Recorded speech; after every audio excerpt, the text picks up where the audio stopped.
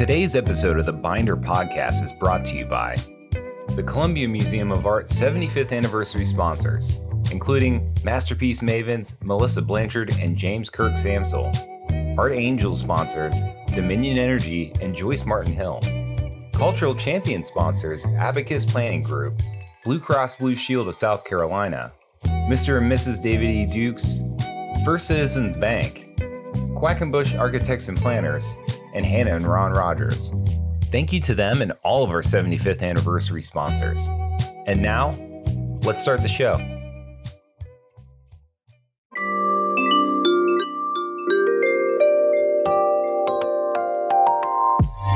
You're listening to Binder. I'm your host, Ray McManus. Welcome back, everybody. It's good to be here with my good old buddy, Drew. How are you, Drew? Hey, Ray. It's beautiful outside. I'm assuming we're recording this a little early, but I think it's beautiful outside. It is beautiful outside. In fact, it, dare I say, feels like fall. You dare and should, because technically I believe it still is fall.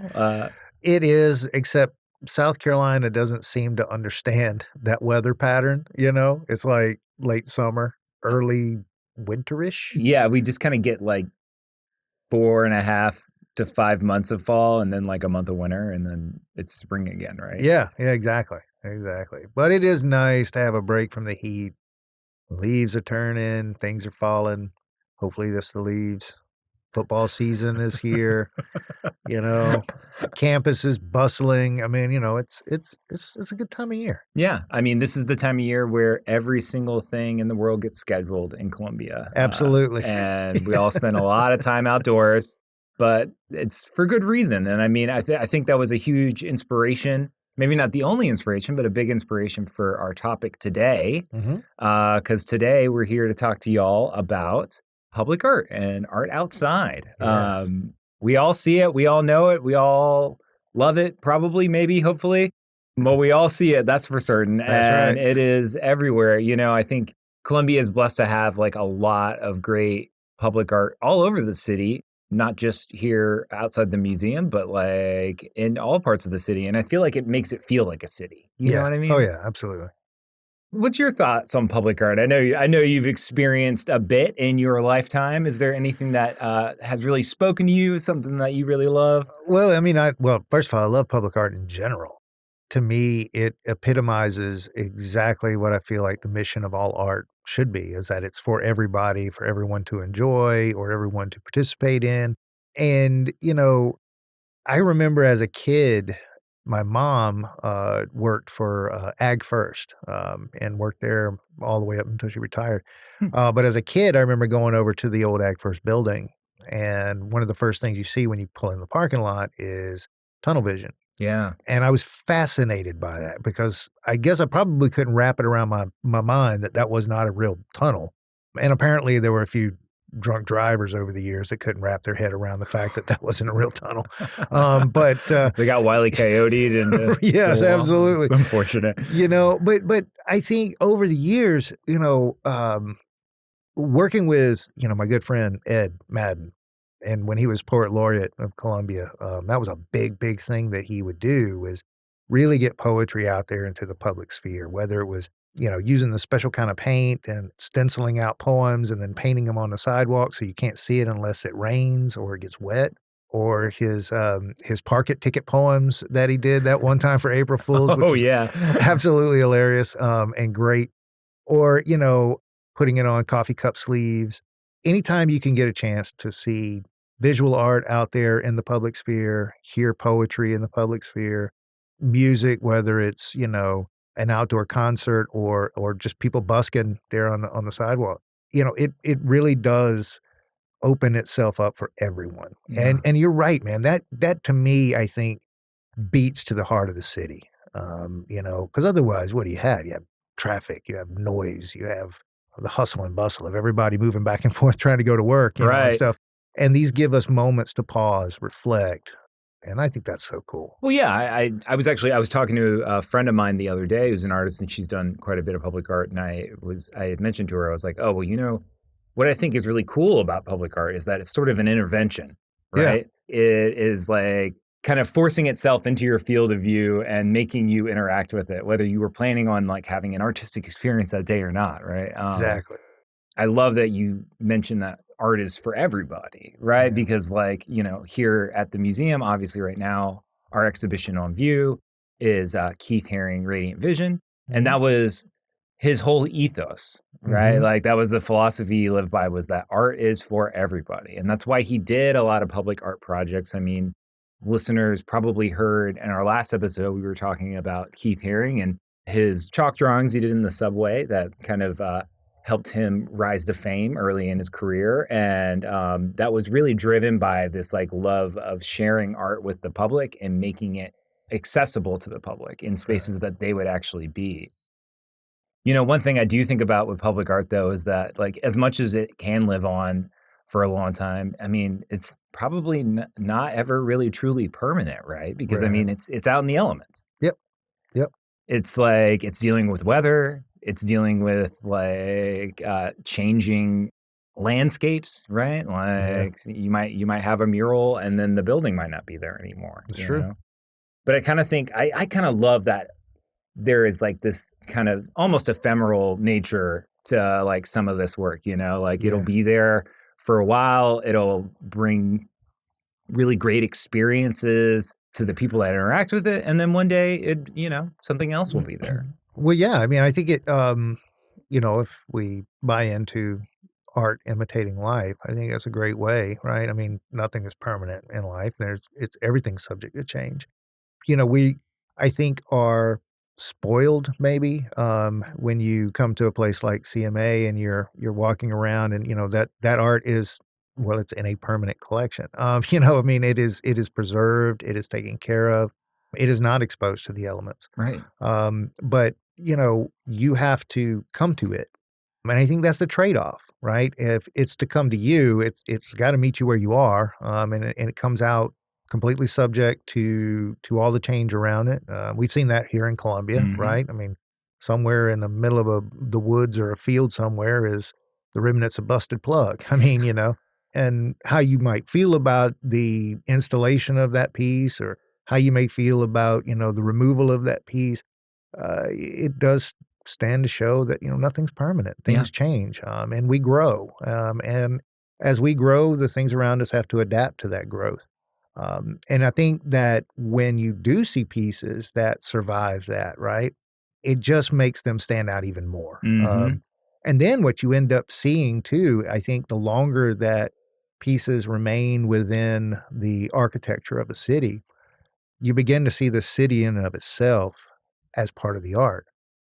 And it makes it almost living and breathing. And because it's living and breathing, as most things that live and breathe, the day comes when they don't. And that's a sad fact. It is. But it just means that we need more artists to create more art.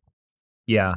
And I mean, another factor that I think you have to consider when it comes to like something that lasts for a very long time is that not only does the city change around it, but also like the cultural like understanding of that art might change too, right? Right. Like, like not to get too controversial, but like when you think about it from like terms of like monuments and stuff, like our relationship with when a monument is put up and maybe how we look at it 100 years later might be very, very different. Absolutely.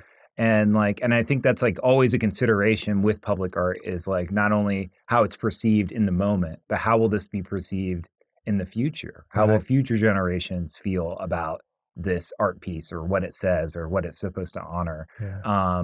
And I think there's a lot to be said about that. I'm obviously not qualified to have strong opinions about that, but I do. I mean, I have my own, right? I just think it's a really interesting conversation that, I mean, we've been having for decades now. Yeah. And like what should and shouldn't be public art, I think is like an interesting question. I don't have the answers. I hope that you do.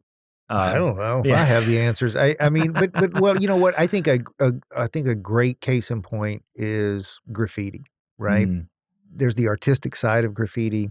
There's the act of defiance in graffiti. There's the political act of graffiti. And depending on where you may be on any part of that spectrum is going to be how you perceive and how you receive that piece. And I don't think there's a greater example out there. Granted, I know probably been more played lately, but Banksy's a wonderful sort of example of that, right? Because, his graffiti is iconic. And yet, there was the attempt to auction a piece that he had set to shred the moment it was purchased, which is brilliant, right? So good. Because and I think that's part of the lure of it, to know that somebody can just come right back over and use some acid and wash it off, paint over it, and rather than think, oh, it's gone forever, no, it's just another blank canvas, and ready for the next one. Yeah. Well, and I think it's interesting to bring up graffiti because I think there's an interesting conversation there to be had about like the idea of like sanctioned public art versus non-sanctioned public art, right? I know that people are going to have their own opinions one way or another about that. And certainly we're not advocating that anyone go out and do graffiti or anything like that. No. That would not be okay for us to do. But also, I just think that there's an interesting conversation to be had there about like, well, just because something isn't sanctioned, does that like decrease the merit of it? I don't know that it does, So it's just like I would be interested to hear from somebody who really thinks about this more deeply. And I think we're going to have the opportunity to do later this episode. Yeah. And so I'm excited to hear you talk to Pamela about that after the break, because I think she'll have some more insightful, probably more profound things than myself to say about that. But, myself included. Yeah. That's why we bring in the experts, Ray. That's right. Because neither of us are that. But we are who you are stuck with right now. That's right. And right now, you are stuck with me, Ray, while we play this new game that I have created. Are you ready for the name? Yes. Boyd, oh Boyd. Oh boy. Boyd, oh Boyd. Oh Boyd. Boyd, oh Boyd. Oh man. Wait till you hear the music cue. The Darnell W. and Susan F. Boyd Foundation are a name that probably many people around the Columbia area know pretty well, especially if you are talking about public art, because they have funded a ton of parks projects and things around the city, including our own Boyd Plaza right outside the museum. So technically Boyd Plaza is a city park, but the museum, we maintain the art that's on the plaza, right? And so for this quiz, I have a few multiple choice questions for you that all revolve around the art that's on the plaza. Oh boy. And so we're going to see how much Ray knows about the art that he walks by pretty regularly to come into this recording studio. So we're going to play a game to see how much Ray knows. That's what all the games are, Ray. And this game is over. Yeah. Round one. So we got 3 questions, and I might have some little follow-up questions along the way. All right. So question number 1. There's a fountain on the Boyd Plaza. You might have seen it. Mm-hmm. We often refer to it as the Keenan Fountain. But there's a large sculptural element in the center of it. I know you know what I'm talking about. Mm-hmm. It's hard to miss. I was actually at a restaurant last night, and I saw a big framed photo of it somewhere. Oh, wow. It's called Apollo's Cascade, and it was created by the artist Rodney Carroll. And if you were to look up more of Rodney's work, you would actually see a lot of similarities in a lot of his other public art sculptures to the one that we have here on our plaza. But, he did use some inspiration from the Midlands and Columbia area to design this sculpture.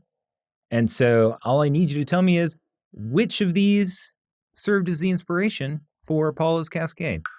Was it A, the rooster tail of the USC mascot Cocky, B, the 3 rivers around Columbia, or C, the old growth trees found in the Congaree National Park? Ooh. I mean, the 3 rivers would sound appropriate. I'm going to go with B, but I have no idea. A, you followed your gut, and your gut was right this time. Yes. It is B. Can you name the 3 rivers in Columbia? Congaree, Saluda, Broad.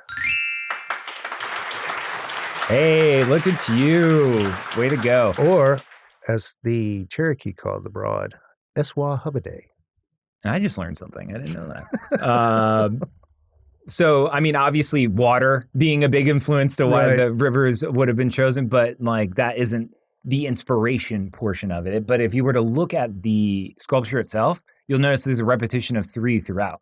Everything is in 3s. It's like a triangle of 3 large beams that like make up the height of the structure. There's 3 rings around it that water shoots out of. Everything is just like in this cycle of 3s, and it was like based on the idea of the 3 rivers. So I didn't know that before very recently. I thought that was really interesting, and now I'm going to tell every single person I meet that on the plaza. Well, 3 is the magic number. It's not the loneliest number, though. No. That's clearly 1. Yeah. Or 0. 0's my hero. Yeah. This got off the rails. Sorry. Speaking of numbers, let's go to question number 2. Sounds good. All right. So tucked under some trees in Boyd Plaza, just to the right of the entrance, you might have seen there's a sculpture over there. It's like of a woman and a couple of children. It's by Paul Wayland Bartlett. And for folks at home that maybe haven't seen it, and you should go see it for yourself. But there's a female figure, and then there are 2 children, and one of them is playing with a ram, which I've always found to be incredibly dangerous. But you know, it's emblematic of that time. You know, visual allegories and all that. Kids played with rams all the time. Yeah, that's just how they did it back then. But this is a bronze cast, actually, of a much larger work. And so the original one was made of marble, and the title of it is The Apotheosis of Democracy. I looked up the word apotheosis. I want to know if you know the definition of this word. Jesus Christ. Come on, you're the words guy, Ray. I'm also... No, I'm not going to say it. I'm not going to say it. So returning back from what we just had to cut out because Ray has requested that we do that, I will tell you what apotheosis means. It's the highest point in the development of something. So we're talking about the pinnacle of democracy. But it would make sense when you know where the sculpture is located. So this is located on a super iconic building in Washington, D.C.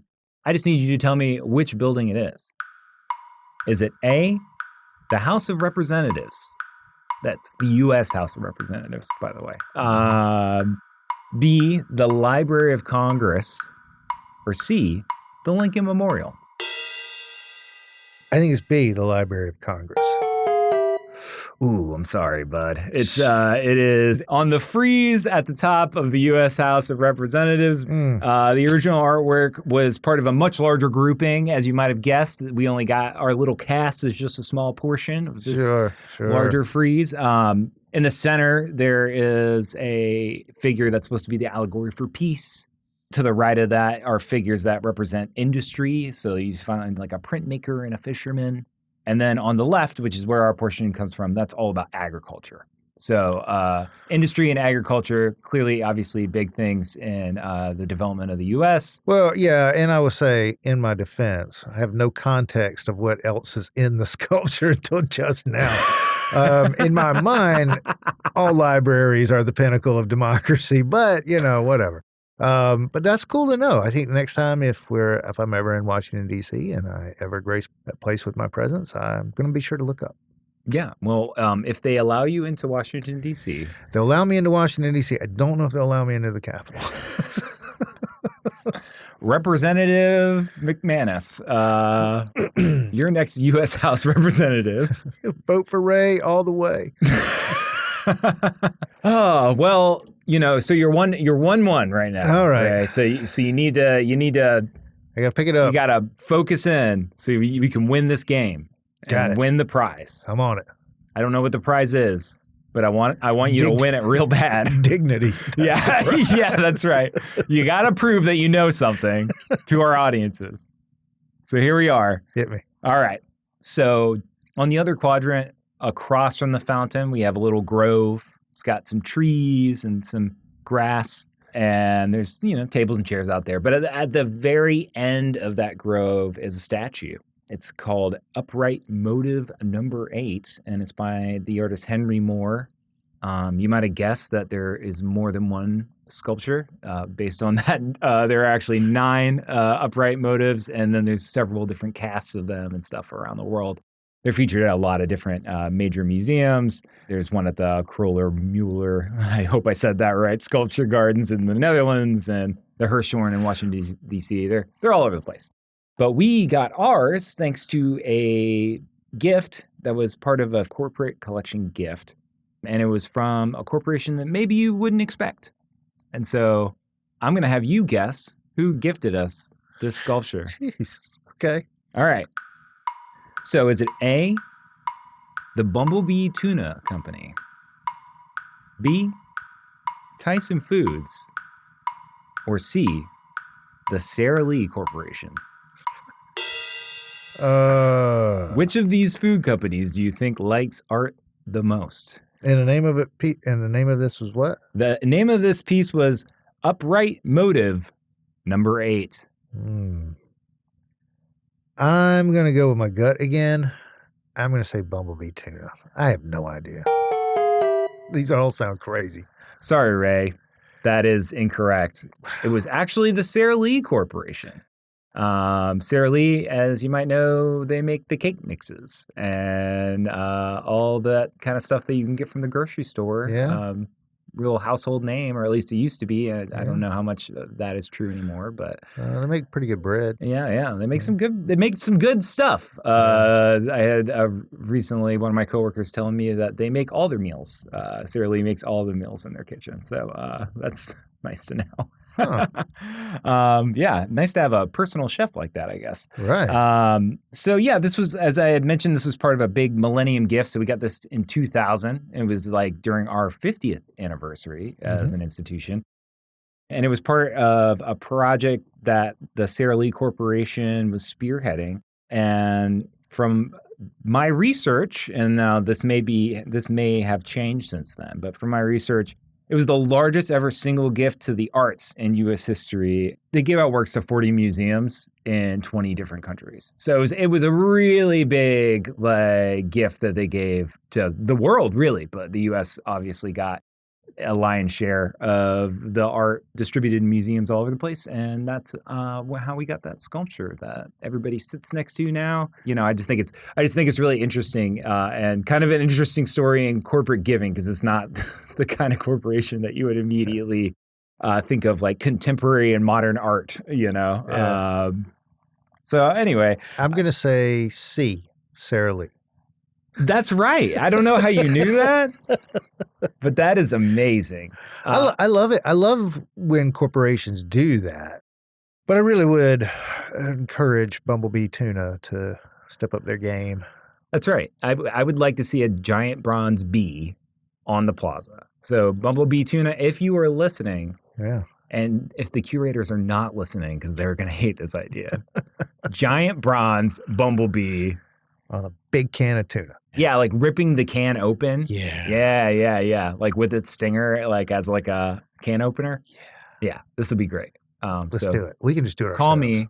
You can email Ray at binder@ray@thisistherealemail.com, and we'll get that set up. I'll be looking forward to your email. But, you know, before we wrap up the game, I did want to give a shout out. So I learned all of this recently on a tour that I was on that was given by a handful of docents. It was Ann Holschlag, Sally Buckler, and Caroline Eastman. And so every little factoid you just got really came from them. And then I stole it and then made it into a game. So I just want to thank the three of them for giving such a great tour. And, you know, they do these focal points tours here at the museum that the docents kind of craft themselves and lead themselves. And some of them have really, really interesting insights like this. I think we have one about once a month. So, you know, listeners at home, if you want to learn some other interesting facts, you should come check those out. Yeah. We have amazing docents here. There's no doubt about that. We do. And they're so passionate and like they just uncover some really fascinating stuff about this work that I would have never even thought about, you know? Yeah, so, absolutely. So thank you to all of them because they made me smarter today and every day, really. But me too. Yeah. Also, you know, by proxy, Ray learned something today. I learned something. Ray taught me today. I've already forgotten the fact. Eswa Hubba Day. Thank you. Eswa Hubba Day. Everyone at home say that 3 times. But I think we have rambled and meandered long enough, Ray. I think it's time to bring in somebody that really can speak to the subject with some agency, because I cannot. So why don't we go ahead and bring in our next guest, Pamela Zeljak. Yeah, let's get in Pamela. Fall is here and the weather's perfect for a stroll through Boyd Plaza to check out all the public art on display. And while you're there, be sure to stop inside and see the museum's latest exhibition, Keith Haring, Radiant Vision. Coming up. All good public art should be site-specific. So what's the site? What's the history? What's the neighborhood? What's the neighborhood's history? Pamela Zeljak, after this.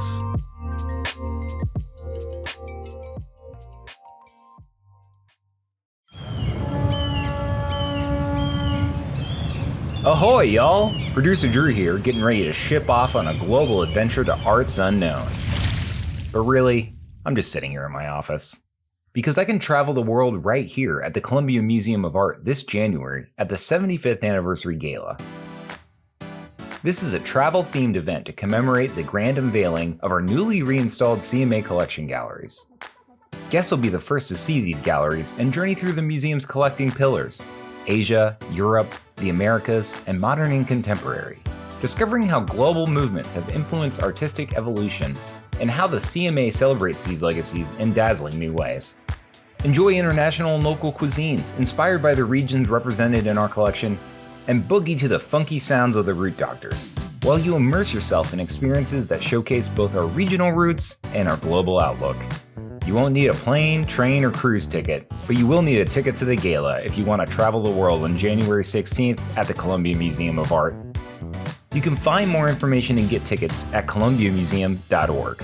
Until then, bon voyage, and I'll see you on January 16 at the 75th Anniversary Gala. Now, back to the show. I'm Pamela Zeljak, the Public Art Administrator at One Columbia.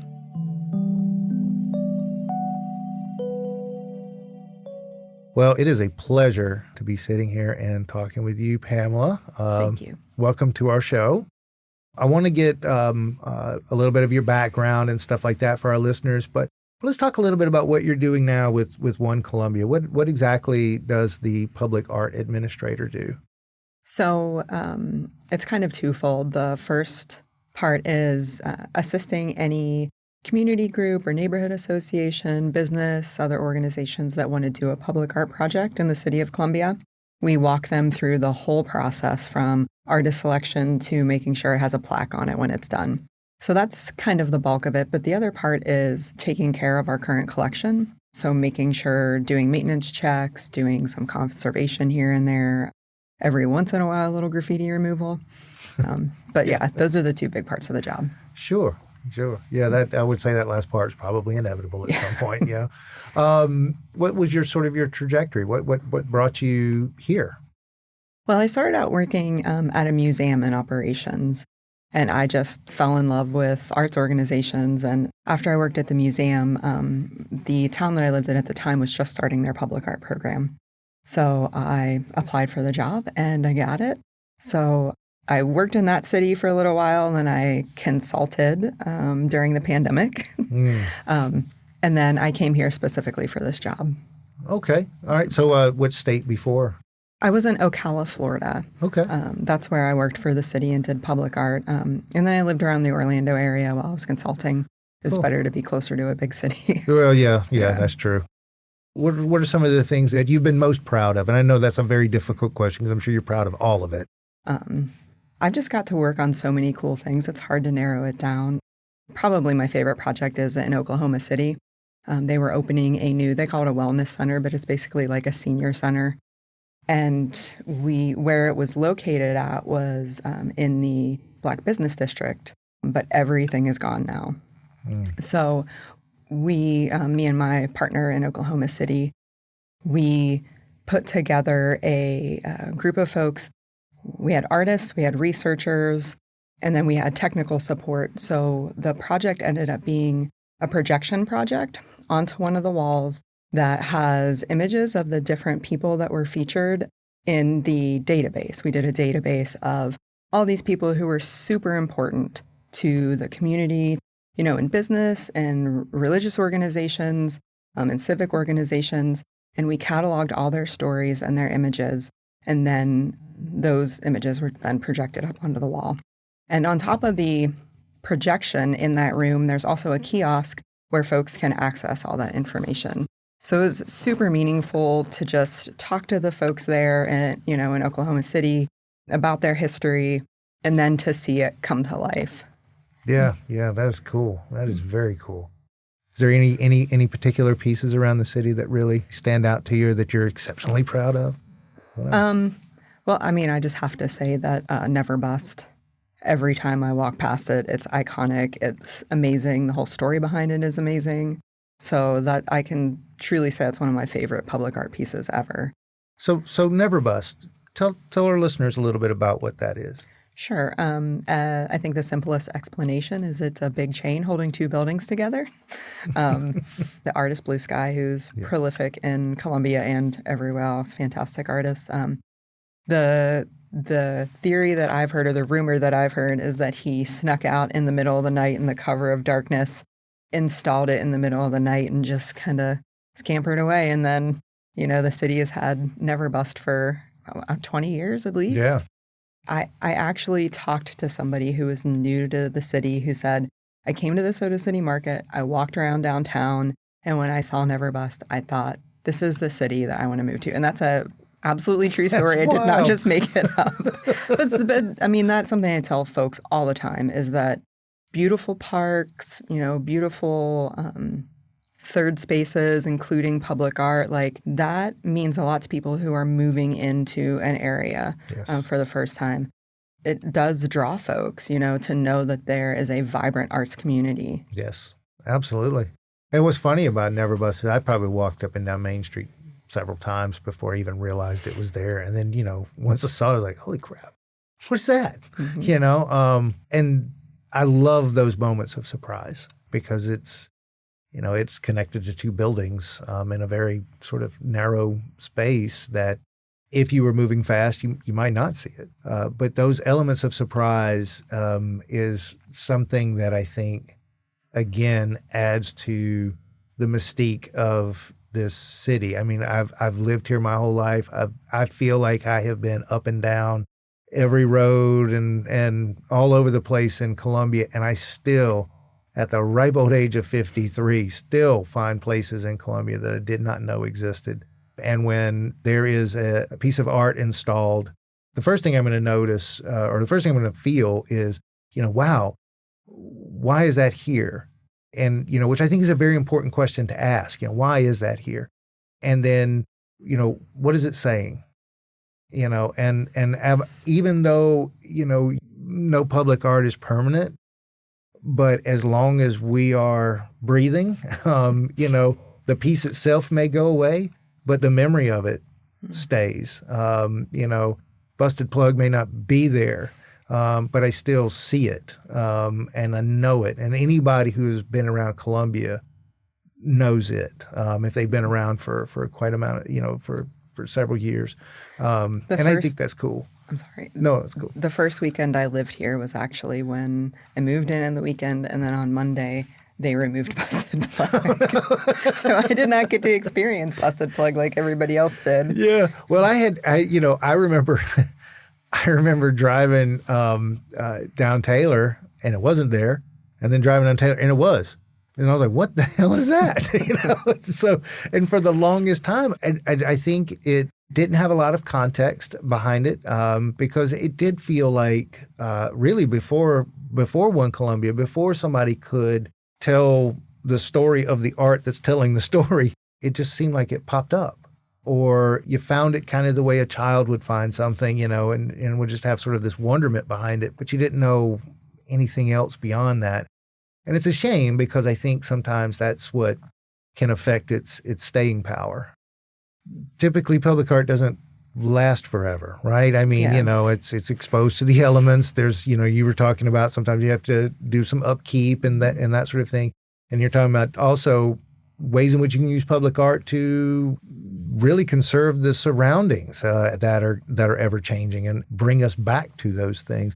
I was wondering if you could talk a little bit about sort of the nature of permanence and impermanence, right? I mean, that has its own special, almost poetic sense, right, about public art. No public art is permanent. Right. And that's something that I think the general community doesn't really know. You know, we get really upset when something comes down or has to be removed, which I understand because that's one of the great things about public art is it gives you this social cohesion in your city. But, you know, things do have a lifespan, and depending especially what they're made out of, that, you know, determines their lifespan. If you have a Corten steel sculpture, it's going to last forever. Right. Not forever. I just said it wasn't permanent, but a very, very long time. Most metal sculpture is like that. If it's powder coated, you have to repowder coat it every once in a while. It fades, it cracks. And murals, really, there's been such a great leap in technology in paint and mural coatings and all those things that if you take very good care of them and there's no problems with the wall itself, they should last about 20 years. Mm-hmm. But even that, I mean, if we look around town, some of the art we have is way older than that. Yeah. So it's something that it's good to get the word out about so that people really understand that. And you're right. It becomes iconic to the place. And so when that changes, you feel like you're losing some of your place. Mm-hmm. And I think that speaks volumes for it because, you know, we've been talking a lot in this episode, you know, about, you know, access and art for the people and that art is for everybody. But there can be some tension between sanctioned and unsanctioned art, even though the mission may still be the same. Could you talk a little bit about that for our listeners? Yeah, 100%. So I am a person that likes steps to reach the best outcome. And that's the way I look at public art administration, you know. Sometimes it can feel confining, but it's not meant to be confining. And I don't think if you do it with a lot of love and being conscientious, it's not confining. The process is there to make sure, you know, that it stays up for a long time and, you know, that the artist gets paid and they have a good contract that, you know, has them keep all of their copyright. So the process is really important. But, you know, like I mentioned earlier, I love Never Bust. And, you know, that just showed up in the middle of the night from what I hear. Yeah. And it's a fantastic piece. It's iconic to Columbia. I would be sad if it wasn't there. So it's kind of a tension between those two things. You know, as you had mentioned in the notes, Keith Haring did a lot of unsanctioned art. You know, whether we want to call it unsanctioned art, quote unquote, graffiti. I think there are parts of unsanctioned art, or what we call unsanctioned art or graffiti, that are valuable parts of the arts culture. Like Never Bust, it does add to the community. I have a particular fondness for graffiti writers. When I lived in Florida, I got to meet a lot of them. I got to watch their craft. I got to watch how they bring younger artists up. Right. There's a lot of rules and things that you should be doing when you're a graffiti writer. And like with Haring's work that he put out, you know, it can be a message. It can just be artistic expression. But I add the caveat that I never want to see somebody's personal property destroyed, or, you know, city property or anything like that. Right. But I think it's a really important art movement. Yeah. But I love the way you frame that because it's not about censoring the unsanctioned, but really about thinking about art itself and what's the best way to get the message out there, whether it's in its longevity or in its amplification. And by sanctioning or using sanctioned art or using that process or whatever those steps are, allows for that rather than, well, it's a way of being able to control or censor or confine. You know, obviously there is the need to get the message out, whatever the message may be. But if you are doing that at the expense of private property or government buildings or things like that, it's just going to get washed away, or that person is going to end up being arrested, and then they're not producing any more art, or it has been taken off of the wall and people aren't going to be able to see it. And what a shame that is, because then we lose so much of what we might have been able to gain from that. Without having to get too technical or too deep in the weeds. But let's say there is someone who is interested in wanting to display public art in the city and they wanted to reach out to you, I guess. What would be the steps that one would need to do in order to do that? Well, if somebody contacts me, usually the first thing I do is go see the site where they want to do it, if they already have a site in mind. We discuss the budget and also what they would like to see in the art. I usually put together a little survey that we send to the stakeholders and the people that are going to be making the decisions about what they would want to see, what they don't want to see. And I write up a request for qualifications and we put it out internationally or just for Columbia artists, depends on the project. And then I walk them through the selection process. And then, as I mentioned earlier, we ask the folks who are commissioning the art to put aside some money for maintenance. And then that, as it becomes part of the collection, we'll go by, do maintenance checks every year and take care of all of that. For organizations that want to do something, like I work with the Vista Neighborhood Association a lot. They just say, like, we love public art. We want it, in our neighborhood, but we don't know how to do it. And so I love that my job is helping people walk through that process to get from their thoughts to something actually in the physical world. To me, that's the biggest benefit of having this position, just help people see their visions come alive. Which I think is awesome, right? I mean, as an educator, as a writer, working with, younger writers or writers in the community, inevitably I'm going to run into the problem that a lot of writers have. It's like, I know what I want to say, but I don't know how I want to say it. Sure. At first I was going to say it's always great if you don't have tons of experience to try to find a mentor or somebody who can work with you on the project. Really, artists reaching out to other artists who have maybe done similar things can be super helpful. Any project, even if we don't do it, we always put it on the website. We always feature it, even if it's not a One Columbia specific project. And I think probably the most important thing I would stress to an artist is just make sure that you really have good conversation with the community. Because, somebody can say, I really want pictures of flowers on the side of my building. Would you come paint some flowers? And you can have an incredible artist come and paint some flowers. And it's beautiful. It's beautifying our environment. It's giving people little moments of, relaxation and to release some stress. But it might not speak to the community as a whole. So having those conversations about, what is the site? Like, all good public art should be site-specific. Right. So what's the site? What's the history? What's the neighborhood? What's the neighborhood's history? Just to have all those things in mind, because you still might end up painting a mural of flowers, and that's gorgeous, but maybe you just use flowers that, people grow in their flower boxes in that neighborhood, or, to tie it back to the site, to tie it back to the community. People really react well to that, as, one thing leads to the other. Right. So I think, the idea of success really isn't just about one thing, but really multiple things. You're having to consider doing a little research, thinking about, how that fits for the site, how that fits within the surrounding community. And then we were talking earlier about the pulse, if you will, the soul of the city, but it also tells a story. It tells the story of the city. It tells stories of places in the city. Is there any particular projects that come to mind that sort of do that you find fascinating?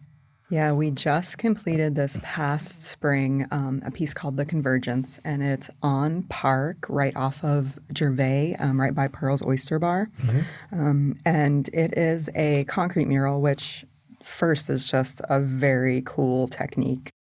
I've only seen 2 artists ever do it. They put concrete up there and then they chip out of it to make, whatever the scene is. And this one in particular focuses on the past and the present of the Vista. So there's a railroad conductor on there. The artist got images from the Richland County Library archives, selected one of a train conductor because, of course, that was a huge part of the Vista, and then selected a portrait of Laura Spong, who was a local artist and, very important in the Vista.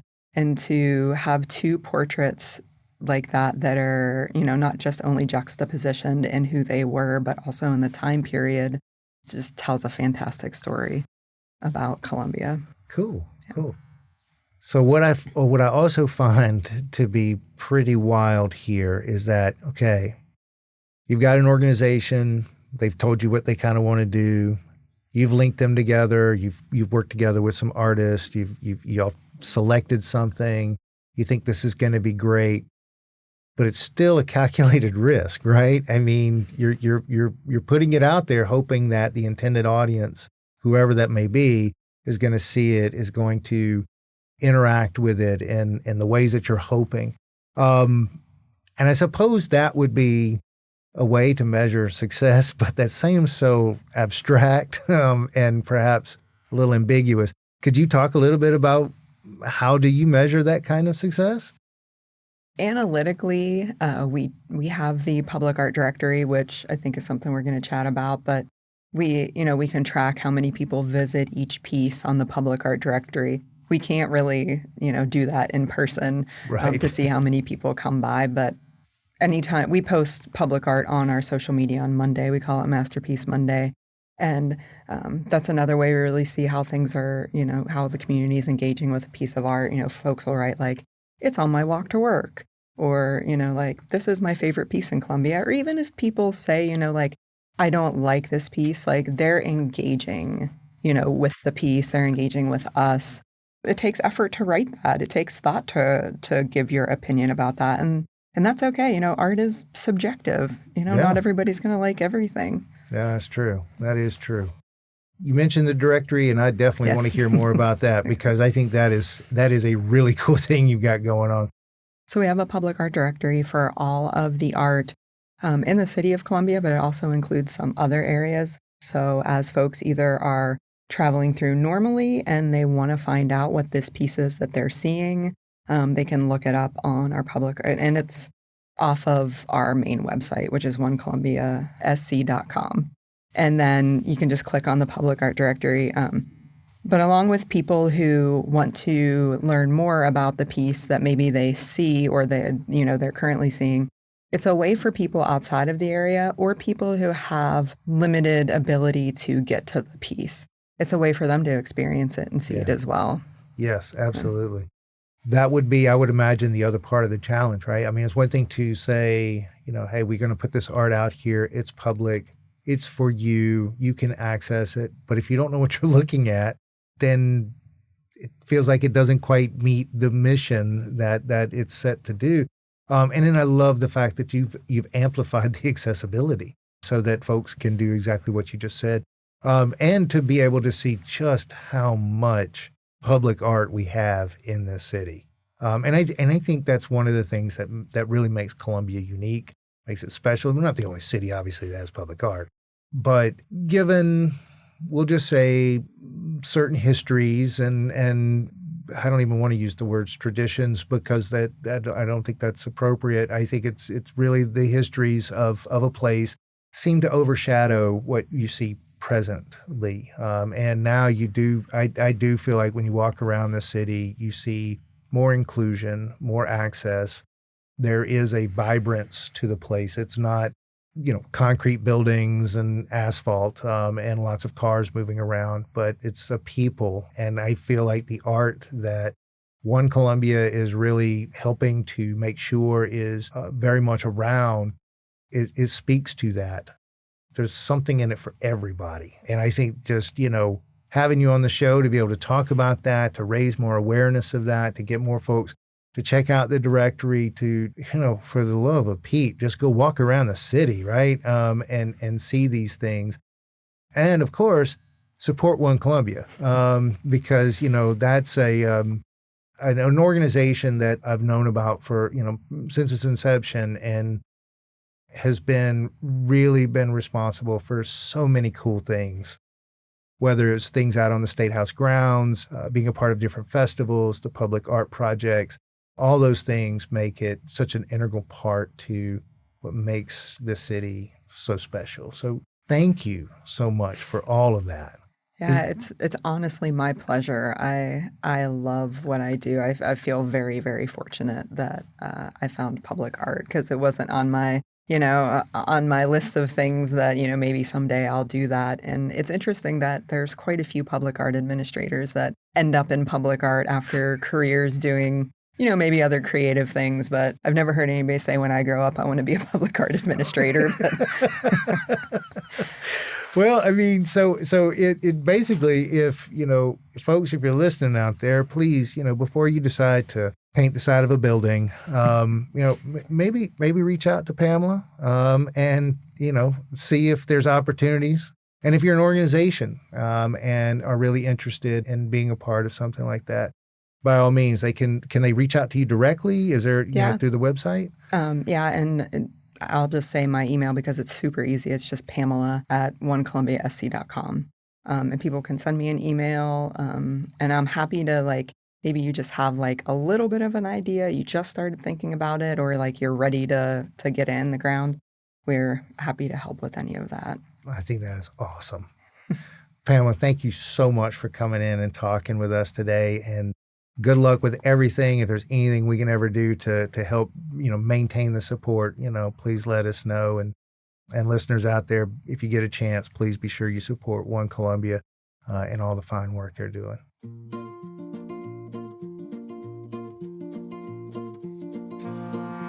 Pamela Zeljak is the public art administrator for One Columbia. To learn more about the organization and see that cool public arts directory we discussed earlier, check out their website, onecolumbiasc.com.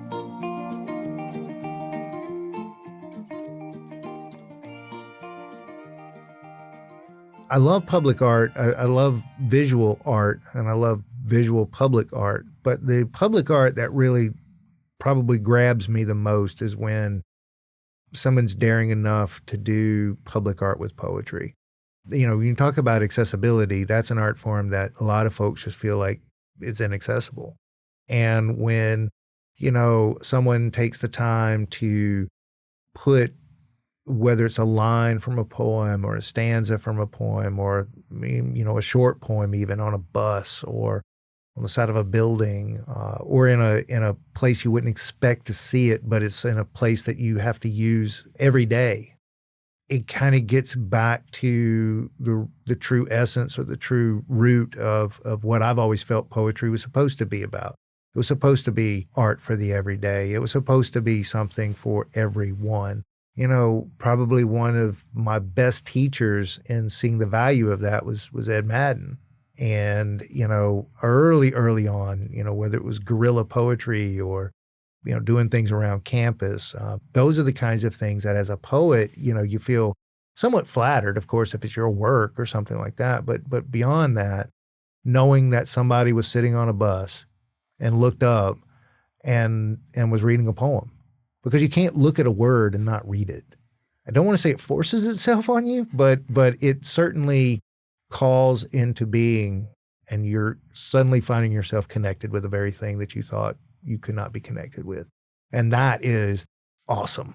And that person on the bus who read that poem might not realize it, but they're going to think about it. And they may think about it the next day, or they might think about it a month from now. And so not only did you put that out there for someone to see and connect with it, it also became a part of them.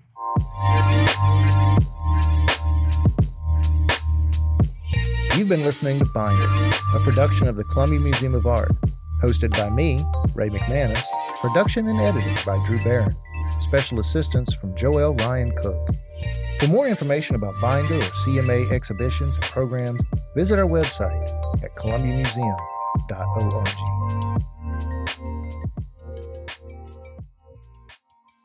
Well, you and I aren't so different, right? No, we're not, and it's scary. For you. Yeah, no kidding. I'm looking into my future, staring directly into the future right now. Oh, God.